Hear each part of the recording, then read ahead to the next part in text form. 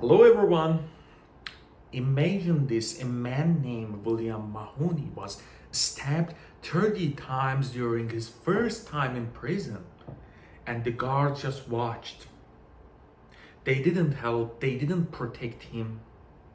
That's not justice, that's not rehabilitation, that's exploitation. And it's happening every day in private prisons across the United States. Right now, over 100,000 people are locked up in private prisons where making money, not helping people, is the main goal.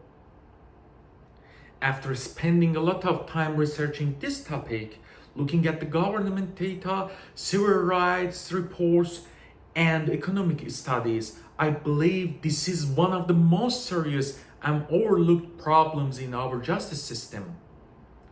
Today, I'm here to tell you the United States must ban private prisons to stop the abuse of inmates, reduce the inequality, and bring a real rehabilitation back to our system. In this speech, I will talk about three things. First, the harm private prisons are causing. Second, why it's happening. And third, what we can do to fix it. So let's start with the problem. The harm private prisons are causing. Private prisons hurt real people. People like William Mahoney. Inmates face neglect, violence, and even forced labor. They are treated more like product to be used, not people to be helped.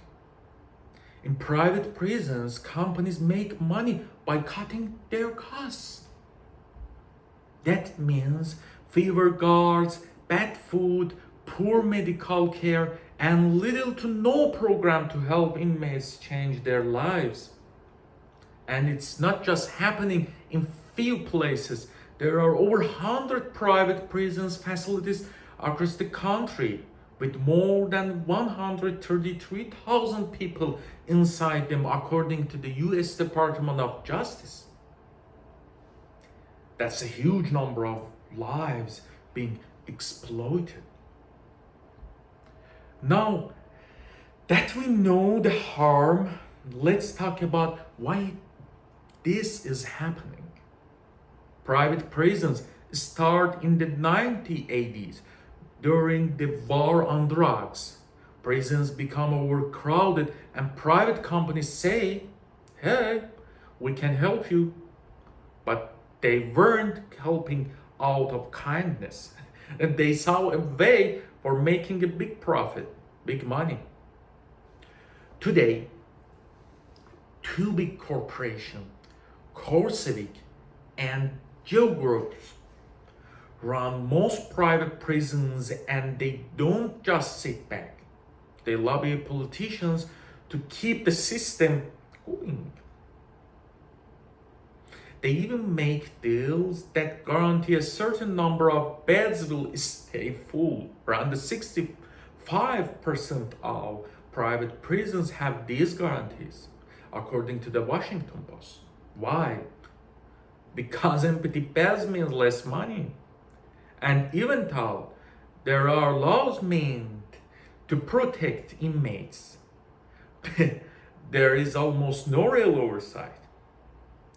No one wants to take a responsibility, and the people inside the prison suffer. But there is a good news: we can fix it. On big level, Congress need to act. We need to national law that bans private prison completely across the country. Also, we should decriminalize many drug offense because a lot of people are only locked up for non-violent and drug crimes. If fewer people are locked up, there is less need for private prisons at all.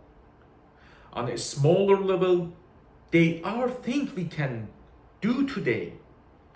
First, you can write for your congressperson, in fact, by today, and I can help you to send a simple letter from your smartphone. It takes just a few minutes. Second, you can support groups like Ban the Box, which fighting hiring the discrimination against people who have been in prison. And this is not just a dream. California passed a law called Prop 47, which reduced the prison overcrowding by reclassifying some crimes, and it worked.